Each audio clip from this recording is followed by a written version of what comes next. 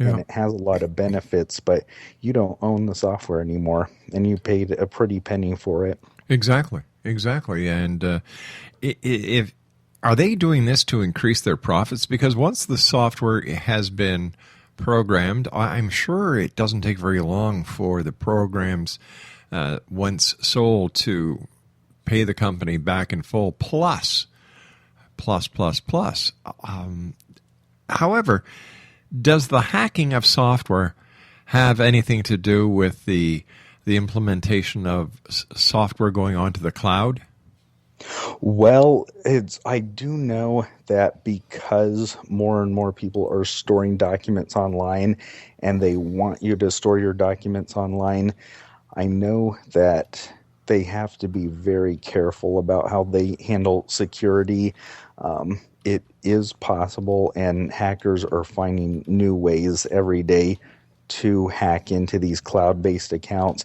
Even, I'll tell you where it gets really scary, there are even cloud-based password storage systems, and those are prime targets for hackers, and there have been successful hacks of people's passwords, so you really have to be careful. In fact, I'll tell you where this technological advancement is going to cause major problems for government agencies. Mm-hmm. There are government agencies, especially military organizations, that for security reasons they can't store things on the cloud. They can't use even FTP because it's just not as safe in a lot of ways as a physical cabinet. And they have a lot of restrictions. And some of this newer software isn't giving customers like this the option to opt out. They have to go to enormous lengths now not to put things in the cloud. And I think that could potentially be a problem. But will this open an opportunity for new software companies who say, hey, listen, you want to buy our software? You want to keep it on your system? Hey, no problem. We'll sell it to you. If you don't want to use the cloud, go ahead, buy our stuff. Absolutely. In fact, if I was a software developer right now, I would be looking into it. Wow. I can see both sides of the coin, Corey, because you know this as well as I do, that in the early days you bought a program, let's just say Dreamweaver. You bought Dreamweaver, and you could copy the hell out of it, give everybody you know a copy of it, and give them your username and serial number. Access. Bang. So are we responsible, or the people who would buy software, multiply it, give it to their friends, think, ha, ha, ha, I pulled one over on you guys, and here we are 20 years later saying, oh, my God. Exactly. That type of activity, I think, led to this current development. And I guess my only fear is we've gone too far. Mm-hmm. We've gotten to the point where it's too easy not to know what your own product key is for a product that you have legitimately paid for. And let me give you another example that I see a lot. Let's say you buy Windows 8 and you decide not to use it anymore on the machine that you originally intended it for. Let's say you now want to take it to a different machine. That is easier said than done now. It's not impossible, but it's very, very difficult. And I can tell you a few steps real quick that you wouldn't have to worry about before that you have to worry about now. Basically, since no more CDs are coming unless you specially request them, it's imperative that people specially request CD copies of Windows software and Microsoft Office software just in case something goes wrong and you need to reinstall it. There are recovery methods that don't involve CDs, but they are so difficult to use right now that it's better to pay the extra $10 to $15 and get those CDs in advance. Also, would recommend that people download a product like Bellark Advisor, which right now is free software still, because it will allow you to read the product key for your Windows and for your Microsoft Office versions, and use a product like that and write those product keys down somewhere, because if a problem happens with your computer and the normal recovery methods fail, you'll want to have that information somewhere. What's that program called again, Corey? It is called Bellark Advisor. That's Belarc Advisor. And it's been out there for a number of years, and it can read product keys for Windows, Super. Office, Adobe software. And I guess the third and final thing I would say that people really need to do that they didn't have to worry about before, whenever you download software now, and you're on Windows 8 or 8.1, I would log into your Microsoft account, then download the software instead of logging on to your local account, because it will make your products more portable, and you're at less risk of losing it later. Geez, whatever happened to the old days, Corey, where you had you would put, for example, I think with Office 2010, you were allowed to put it on 3 systems. And, you just put one copy on your laptop. You need data, you just take your little thumb drive, transfer it, and then away you go. Whatever happened to the good old days? See, that is what I would like to see happen. This one license, one machine mentality, it is driven by profit, like you were mentioning before, and I'd like them to loosen the restriction a little bit. Since we do have so many devices now, let's have one license be good for 3 machines or 5 machines, and they do have those options, but they're more expensive than you would believe. If you buy Windows 8 or 8.1, you're looking at about a $200 investment or more, depending on which version you go with.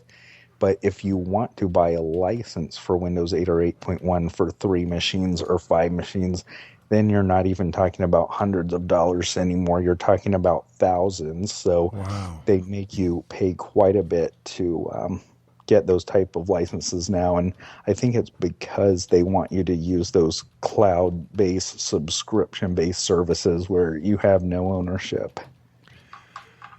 Corey, stand by. You and I have to take our commercial break with the news at the bottom of the hour, old friend. Exonation Corey K is our special guest. His email address is www.coreyk@rel-mar.com. That's coreyk@relmar.com. And we'll be back on the other side of this commercial break with the news. Don't go away. Are you considering calling a psychic to read your situation?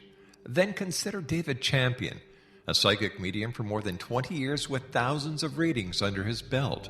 David Champion will make you feel comfortable. He has proven to be honest and accurate. He's a straight shooter. There's no guesswork. What he sees is what you get. While he is a medium, most of the calls focus on relationships, not only love, but work, school, neighbors, and more. Need help with finding a job and preparing for the interview? Are you dealing with people who are obstacles in your path? For more information, go to davidchampion.com, $1.50 per minute paid by credit card with a minimum of 30 minutes. For your reading with David Champion, call 1-877-702-8598. That's 1-877-702-8598.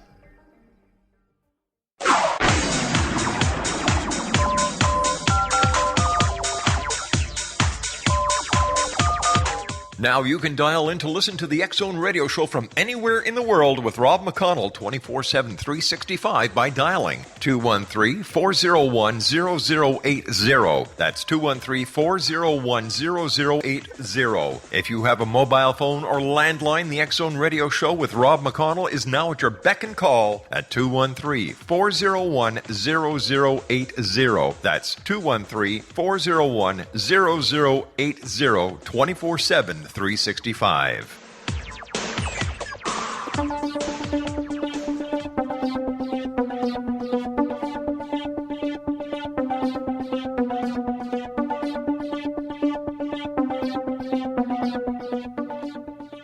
My name is Rob McConnell, and I'm the host and the executive producer of the X-Zone Radio and TV show that is broadcast from our broadcast center in Hamilton, Ontario, Canada. And I have this op-ed that I would like to dedicate to Mr. Harper, the Prime Minister of Canada, Mr. Trudeau, and Mr. Mulcair.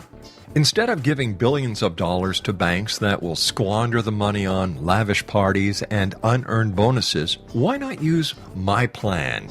You can call it the Rob McConnell Retirement Plan. Now, there are about 10 million people over 50 in the workforce right now here in Canada.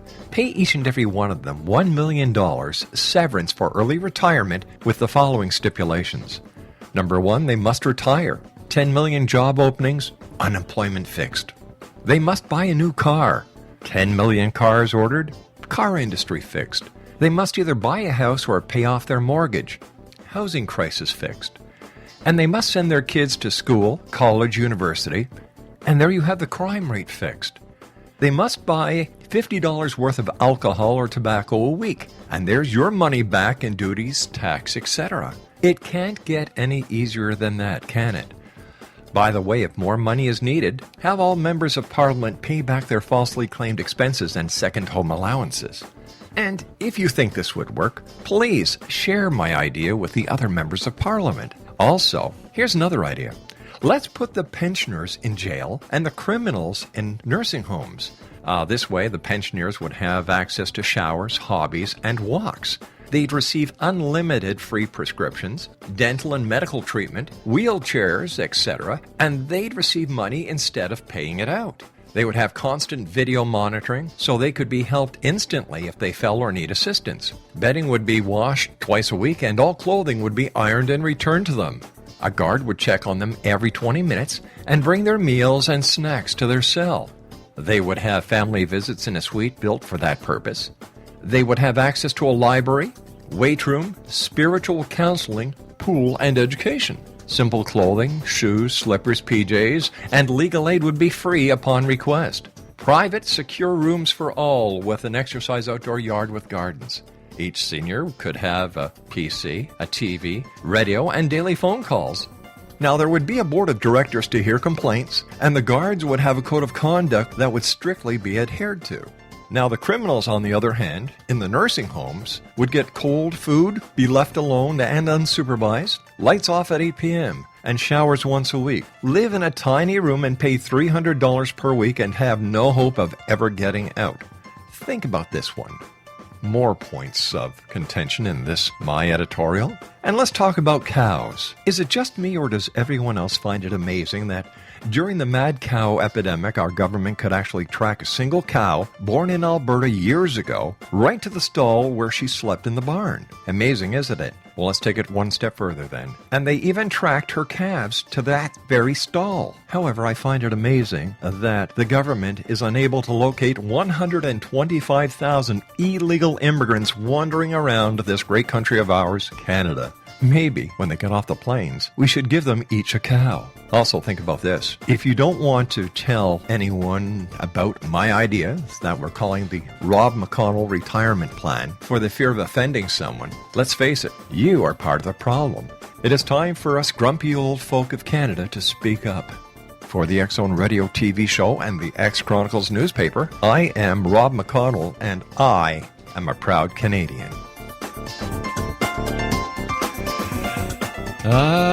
Well, so much for political correctness.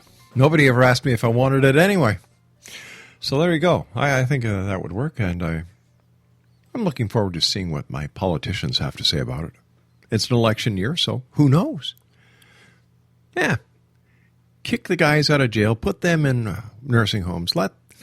Let's turn the tide. You know, who says crime doesn't pay? Hey, crime does pay.